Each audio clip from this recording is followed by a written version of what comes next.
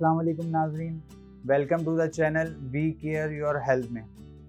Video में आगे जाने से पहले मुझे आप सबकी बहुत ज़्यादा आराम मौसूल हुई और ये कहा गया कि आप एक जड़ी बूटी के मुतालिक तफसीलन आगाही दें।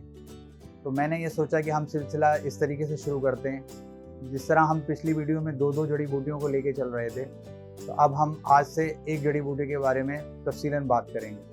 जड़ी बूटी की तरफ जाने से पहले मैं आपसे ये कहूँगा कि हमारे चैनल को लाइक करें, सब्सक्राइब करें और शेयर करें, और कमेंट्स में जो बात मुझसे पूछनी हो उसके मुतालिक मुझे आगाही दें ताकि मैं बेहतर से बेहतर की तरफ जाऊँ। अब चलते हैं हम जड़ी बूटी की तरफ। जिस जड़ी बूटी का तस्करा करने लगा हूँ उसका नाम है उस्ते खुद्दूस। ये अरबी और फ़ारसी दोनों ज़बान में इसको उस्ते खुद्दूस कहा जाता है। हिंदी ज़बान में इसको आनस कहा जाता है। अंग्रेज़ी ज़बान में इसको लेवनडोला कहा जाता है।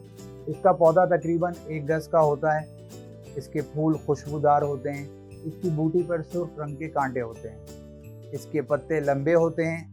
इसका मुकाम पैदाइश मिस्र, फ्रांस और स्पेन है। इसका जायका तेज़ और तल्ख होता है। इसके बीज में काफूर की बू आती है। इसका मिजाज गर्म और खुश्क होता है। ये अमूमन तौर पर दिमाग के लिए बहुत मुफीद होता है। जिन लोगों को माइग्रेन का मसला रहता है यानी आधे सर का दर्द, उसके लिए ये बहुत ज़्यादा मुफीद है। इसका मैं बताने लगा हूँ, अज़ा नोट फरमा लें। उस्ते खुद्दूस 8 ग्राम, काली मिर्च 15 दाने और कशनीज़ यानी धनिया, उसके साबुत धनिया 15 दाने।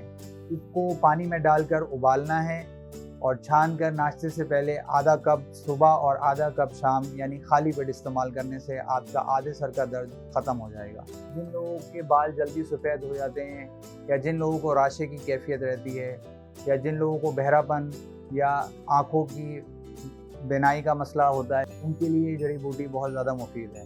इसका तरीका इस्तेमाल मैं अपनी हेयर फॉल वाली वीडियो में माजून का तस्करा कर चुका हुआ हूँ, जिसमें मैंने इस माजून का अतरीफल उस्ते खुद्दूस नाम बताया है। इसके अलावा जिन लोगों को राशे की कैफियत रहती है, उनको उस्ते खुद्दूस और एल्वा यानी मुसब्बर दोनों को मिलाकर इस्तेमाल करने से राशे की कैफियत भी ख़त्म हो जाती है।